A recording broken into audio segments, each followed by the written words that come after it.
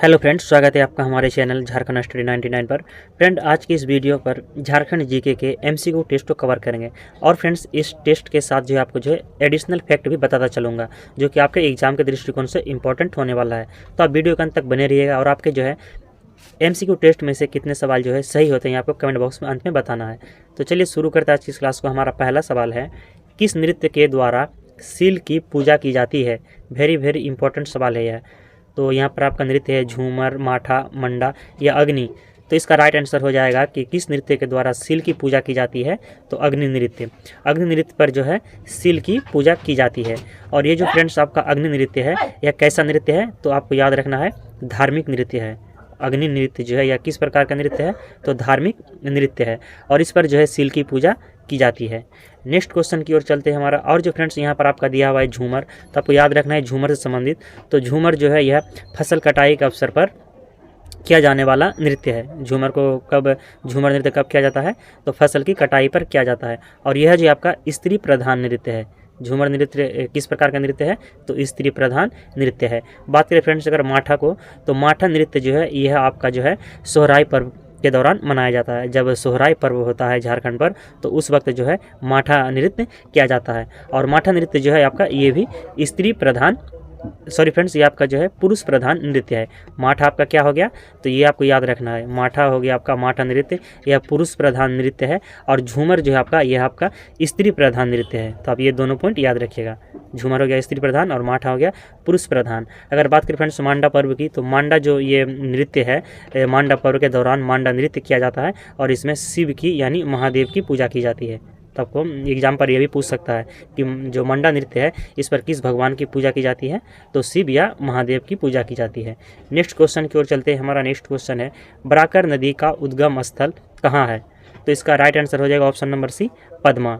पद्मा जो फ्रेंड्स ये आपके हजारीबाग में है। पद्मा कहाँ पर है? हजारीबाग का पठार जो है आपका हजारीबाग में, वहीं पर जो है पद्मा से जो है पद्मा नामक स्थान से बराकर नदी का उद्गम स्थल है। बात करें फ्रेंड्स अगर टोरी क्षेत्र की, तो टोरी क्षेत्र से जो है आपका दामोदर नदी का उद्गम स्थल है। तो आपको याद रखना है दामोदर नदी का उद्गम स्थल क्या है? तो ये टोरी क्षेत्र है जो कि आपके लातेहार पे है।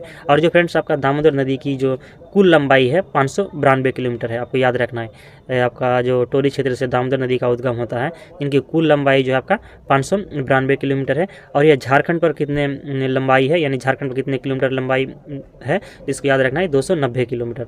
दामोदर नदी की कुल लंबाई जो होगी आपका 592 और झारखंड में प्रभावित होती है 290 किलोमीटर। नेक्स्ट है फ्रेंड्स हमारा जो है नगड़ी स्थान जो है, नगड़ी से जो है स्वर्ण रेखा नदी का उद्गम स्थल है। नगड़ी नामक स्थान से कौन सी नदी का उद्गम स्थल है? तो स्वर्ण रेखा नदी का उद्गम स्थल है नगड़ी। और ये जो स्वर्ण रेखा है, स्वर्ण रेखा की कुल लंबाई की अगर बात करें, तो स्वर्ण रेखा की कुल लंबाई है 470 किलोमीटर। तो आपको ये भी पॉइंट याद रखना है। नगड़ी रांची से हो गया स्वर्ण रेखा का उद्गम स्थल, जिनकी लंबाई 470 किलोमीटर है। टोरी क्षेत्र से जो है आपका ये आपका हजारीबाग का पठार, पद्मा जो है आपके हजारीबाग के पठार पे है, जिनका बराकर नदी का उद्गम स्थल है। और ये जो आपका दामोदर नदी है, इनकी जो यह कहाँ से इसका उद्गम स्थल है? तो टोरी क्षेत्र से इनका उद्गम स्थल है। तो आप ये सारे पॉइंट जो है एडिशनल पॉइंट जितने सारे हैं आप उन्हें जो है नोट करते चलिएगा। नेक्स्ट सवाल है, इनमें से कौन सा गर्म जल कुंड दुमका जिले में है? दुमका जिले में यहाँ पर नहीं है, पूछा गया है। तो इसमें से कौन एक है जो आपके दुमका जिले पर नहीं है? बाकी जो तीनों आपके दुमका जिले में है। तो फ्रेंड्स ये पर जो है ततलोई जो है, ये आपका ततलोई गर्म जल कुंड दुमका जिले पर है। इसके बाद जो है बारह झरना, ये भी दुमका जिले पर है। इसके बाद ऑप्शन नंबर सी जो दिया हुआ है झरिया पानी, ये भी आपके दुमका जिले में। लेकिन बात करें फ्रेंड्स कावा की, तो कावा जो है आपका ये आपके दुमका जिले पर नहीं है। तो आपको option number D right answer हो जाएगा। तो फ्रेंड्स हमारा ये जो कावा गर्म जल कुंड है, ये कावा गर्म जल कुंड कहाँ पर है? तो आपको याद रखना है ये जो कावा है ये आपके हजारीबाग में है। कहाँ पर है? तो हजारीबाग आपको याद रखना है। कावा जो आपका गर्म जल कुंड है यह हजारीबाग में है। और इनके अलावा जो ततलोई, बारह झरना और झरिया पानी, ये सभी क्या है? दुमका जिले में स्थित गर्म जल कुंड है।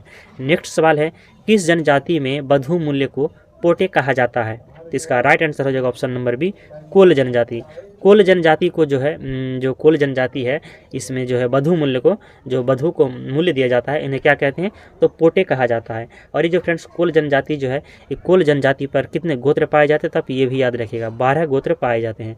कोल जनजाति में कितने गोत्र पाए जाते हैं, तो 12 गोत्र पाए जाते हैं। और ये जो फ्रेंड्स हमारा जो है कोल जनजाति 32वीं जनजाति है। झारखंड की 32वीं जनजाति क्या है आपका, तो कोल जनजाति है। और इन्हें जो है भारत सरकार द्वारा जो है कोल इसको जो है जनजाति में कब शामिल किया गया है, तो 2003 ईस्वी में शामिल किया गया है। तो इतने सारे जो है आपका एडिशनल फैक्ट आपको याद रखना है। कोल 32वीं जनजाति है, जिन्हें भारत सरकार ने इसे जनजाति का दर्जा कब दिया है, तो 2003 ईस्वी में दिया है। और कोल जनजाति में बधु मूल्य को पोटे कहा जाता है। इस पर गोत्रों की संख्या कितनी है, तो 12 गोत्र हैं। नेक्स्ट पॉइंट याद रखिएगा फ्रेंड्स, आपका हो जनजाति से संबंधित जो एग्जाम पर अक्सर पूछ लिया जाता है कि हो जनजाति जो है हमारा यह है चौथी बड़ी जनजाति है। आपको ये भी याद रखना है, हो जो है झारखंड पे चौथी बड़ी जनजाति है। तो इससे पहले फ्रेंड्स हमारा जो पहला जनजाति हो गया, दूसरा हो गया, तीसरा हो गया और चौथा, ये आपको जो है चारों याद रखना है। तो सबसे बड़ी झारखंड की जनजाति क्या है, तो आपका संथाल है। इसके बाद दूसरा क्या हो गया, तो दूसरा हो गया आपका उराव हो गया, संथाल, दूसरा उराव, तीसरा हो गया आपका मुंडा, तीसरा क्या हो गया आपका मुंडा हो गया, और चौथा आपका हो गया हो जनजाति, संथाल, उराव, मुंडा, हो। ये आपको चारों क्रम से याद रखना है। और ये जो फ्रेंड्स आपका जो हो जनजाति है, ये जो हो जनजाति है चौथी बड़ी जनजाति है। और इनका जो सर्वाधिक जो है संघ केंद्र यानी सर्वाधिक कहाँ पे पाया जाता है, किस प्रमंडल पे, तो आपको ये पॉइंट याद रखिएगा, एग्जाम पर आया हुआ सवाल है। तो कोल्हन प्रमंडल पर हो जनजाति जो सर्वाधिक पाया जाता है कहाँ पर, तो कोल्हन प्रमंडल पर पाया जाता है। तो सारे जो है फ्रेंड्स आप अतिरिक्त पॉइंट्स जो है नोट करते चलिएगा, ताकि आपके जो है एग्जाम पर जो है एक भी सवाल नहीं छूटे। नेक्स्ट सवाल है, कौन सी जनजाति अपने आप को सूर्यवंशी मानती है, तो इसका राइट आंसर हो जाएगा ऑप्शन नंबर डी, बिरहोर जनजाति। बिरहोर जनजाति जो है अपने आप को सूर्यवंशी मानती है। और यह किस प्रकार की जनजाति है फ्रेंड्स, तो आपको ये पॉइंट याद रखना है जो एग्जाम पर अक्सर पूछा जाता है। तो यह जो है घुमंतु प्रकार के जनजाति है, यानी यह जो है घुमंतु जीवन व्यतीत करते हैं। तो क्या हो गया आपका, घुमंतु प्रकार के जनजाति है। बात करें फ्रेंड्स अगर असुर जनजाति की, तो झारखंड की जो सबसे प्राचीन जनजाति है वो आपका असुर जनजाति है। नेक्स्ट सवाल की ओर चलते हैं। हमारा नेक्स्ट सवाल है, इनमें से किस जनजाति का युवा गृह गीती ओड़ा है, तो इसका राइट आंसर हो जाएगा ऑप्शन नंबर डी, इनमें से सभी। यानी मुंडा, कोरा और असुर ये जो जनजाति है, इनके जनजाति जो युवा गृह को क्या कहते हैं, तो ये तीनों जनजाति की युवा गृह को गीती ओड़ा कहते हैं। नेक्स्ट सवाल की ओर चलते हैं। हमारा नेक्स्ट सवाल है, राज्य में सूर्य मंदिर किस जिला में स्थित है, ऑप्शन है जगन्नाथपुर रांची, पालकोट गुमला, तमाड़ रांची या बुंडू रांची। तो इसका राइट आंसर हो जाएगा option number D, Bundu Ranchi.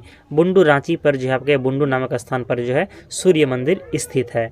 Next सवाल की ओर चलते हैं। हमारा नेक्स्ट सवाल है, झारखंड राज्य में बुढ़ाई मेला का आयोजन किस जिले में होती है, तो इसका राइट आंसर हो जाएगा ऑप्शन नंबर ए, देवघर जिले पर। देवघर जिले पर जो है आपका बुढ़ाई मेला का आयोजन किया जाता है। और यहीं पर जो है आपका श्रावण महीने पर सबसे बड़ा जो विश्व स्तरीय मेला लगता है श्रावण महीने पर, तो देवघर जिले पर ही लगता है। और आपका यहाँ पर आपका या एक पॉइंट और याद रखना, तपोवन भूमि कहाँ पर है, तो ये आपके देवघर जिले पर स्थित है।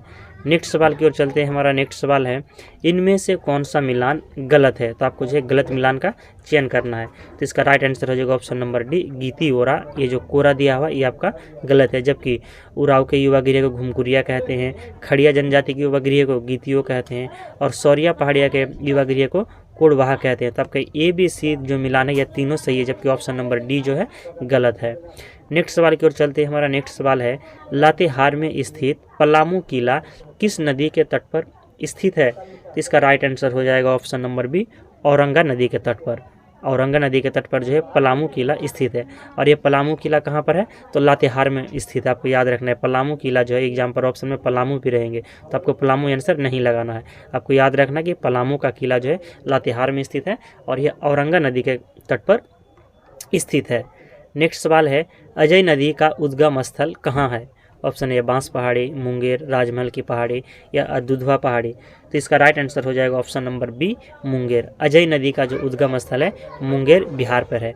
और फ्रेंड्स आपके मुंगेर रहे या मुंगेर के जगह पर जो आपका जमुई बिहार भी रहेगा, तो आप दोनों ही याद रखना। मुंगेर जिला है आपके जो जमुई नामक स्थान पर, यानी मुंगेर रहे या जमुई रहे दोनों सही होगा। तो अजय नदी का उद्गम स्थल क्या हो गया, तो मुंगेर या जमुई, तो बिहार जो कि बिहार पर है। यहाँ से जो है आपका अजय नदी का उद्गम स्थल है। बात करें फ्रेंड्स अगर अजय नदी की, तो अजय नदी की जो कुल लंबाई है 288 किलोमीटर है। आपको याद रखना है अजय नदी की जो है कुल लंबाई यानी टोटल जो लंबाई है कितनी है, 288 किलोमीटर है। और यह जो आपका देवघर जिला, इसके बाद हो गया आपका देवघर के बाद हो गया दुमका, देवघर, दुमका और जामताड़ा, ये तीनों जिले से होकर जो है प्रभावित होने वाली नदी है अजय नदी, जिनका उद्गम स्थल जमुई मुंगेर बिहार है। कुल लंबाई कितना किया, 288 किलोमीटर। प्रभावित क्षेत्र हो गया देवघर, दुमका और जामताड़ा। नेक्स्ट सवाल की ओर चलते हैं। हमारा नेक्स्ट सवाल है सूखल दरी जलप्रपात झारखंड के किस जिले में स्थित है। इसका राइट आंसर हो जाएगा आपको ऑप्शन नंबर ए, गढ़वा जिले में स्थित है। सूखल दरी जलप्रपात किस जिले में स्थित है, तो गढ़वा जिले में स्थित है। बात करें फ्रेंड्स अगर लातेहार की, तो लातेहार पर जो आपका प्रसिद्ध जलप्रपात है आपका क्या है, तो बूढ़ा घाघ। आपको याद रखना है बूढ़ा घाघ को ही लोदा घाघ भी कहते हैं, तो बूढ़ा घाघ जलप्रपात हो गया। इसके बाद आपका हो गया गौतम घाघ, बूढ़ा घाघ, गौतम घाघ, और इसके बाद आपका हो गया आपका अपर घाघरी या लोअर घाघरी। ये सभी जो जलप्रपात है अपर घाघरी या लोअर घाघरी, ये सभी जलप्रपात आपका लातेहार पर है। और सूखल दरी जलप्रपात गढ़वा पर है। सिमडेगा की बात करें तो इस पर जो है आपका सिमडेगा पर केला घाघ और सुगाटा घाघ, आपको 2 जलप्रपात याद रखना है। केला घाघ हो गया आपका कहाँ, सिमडेगा पर, और हो गया एक हो गया आपका सुगाटा घाघ। ये आपका प्रमुख जो जलप्रपात है आपको याद रखना है। केला घाघ और सुगाटा घाघ कहाँ हो गया, सिमडेगा पर। और पलामू पर जो है आपका एक जलप्रपात है, तो कुंड जलप्रपात, आप ये भी पॉइंट याद रखिएगा। कुंड जलप्रपात कहाँ पर है, तो आप याद रखिएगा कुंड जो जलप्रपात है ये आपका पलामू जिले पर है। और किस प्रखंड में है, तो आपको याद रखना है हुसैनाबाद प्रखंड, हुसैनाबाद प्रखंड। कुंड जलप्रपात पलामू के हुसैनाबाद प्रखंड में स्थित है। वेरी वेरी इंपॉर्टेंट सवाल। नेक्स्ट सवाल की ओर चलते हैं। हमारा नेक्स्ट सवाल है कोल जनजाति को भारत सरकार ने किस वर्ष जनजाति की श्रेणी में शामिल किया है, तो इसका राइट आंसर हो जाएगा ऑप्शन नंबर सी, 2003 ईस्वी में। कोल जनजाति जो है, जो कि झारखंड की कितनी भी जनजाति है, जो मैं आपको ऊपर के सवाल पर बता चुका हूं, तो यह आपकी जो है 32वीं जनजाति है। और इन्हें 2003 ईस्वी पर जो है भारत सरकार ने जनजाति की श्रेणी में शामिल किया गया है। और कोल जनजाति पर गोत्रों की संख्या कितनी है, तो 12 गोत्र है। तो आपको ये भी पॉइंट याद रखना है, कोल जनजाति पर और संथाल जनजाति पर गोत्रों की संख्या कितनी है, तो 12 गोत्र है। नेक्स्ट सवाल की ओर चलते हैं। हमारा नेक्स्ट सवाल है जतराही मेला का आयोजन झारखंड के किस जिले में होता है, तो इसका राइट आंसर हो जाएगा ऑप्शन नंबर बी, चतरा जिले पर। जतराही मेला का आयोजन चतरा जिले पर किया जाता है। नेक्स्ट सवाल है मंझू सोहराय तथा कुर्मी सोहराय किस चित्रकला की 2 प्रमुख शैलियाँ हैं, तो इसका राइट आंसर हो जाएगा ऑप्शन नंबर डी, सोहराय चित्रकला। सोहराय चित्रकला जो है आपका यह मंझू सोहराय तथा कुर्मी सोहराय चित्रकला की 2 प्रमुख शैलियाँ हैं। क्योंकि फ्रेंड्स यहाँ पर आपका सोहराय लगा हुआ ही है, मंझू सोहराय और कुर्मी सोहराय, तो यह सोहराय चित्रकला का ही शैलियाँ हो जाएगा। नेक्स्ट सवाल की ओर चलते हैं। हमारा नेक्स्ट सवाल है कोहबर चित्रकला का सामान्य अर्थ क्या होता है, तो इसका राइट आंसर हो जाएगा ऑप्शन नंबर ए, गुफा में विवाहित जोड़ा। कोहबर चित्रकला का जो सामान्य अर्थ होता है गुफा में विवाहित जोड़ा होता है। नेक्स्ट सवाल है कोहबर चित्रकला को किस वर्ष जीआई टैग प्रदान किया गया है। बहुत ही महत्वपूर्ण सवाल, वेरी वेरी इंपॉर्टेंट। कोहबर चित्रकला को किस वर्ष जीआई टैग प्रदान किया गया है, तो इसका राइट आंसर हो जाएगा ऑप्शन नंबर सी, 2020 ईस्वी में। कोहबर चित्रकला को 2020 ईस्वी में जीआई टैग प्रदान किया गया है। नेक्स्ट सवाल है चाईबासा शहर किस नदी के तट पर स्थित है, तो इसका राइट आंसर हो जाएगा ऑप्शन नंबर बी, रारो नदी के तट पर। रारो नदी के तट पर जो है चाईबासा शहर स्थित है।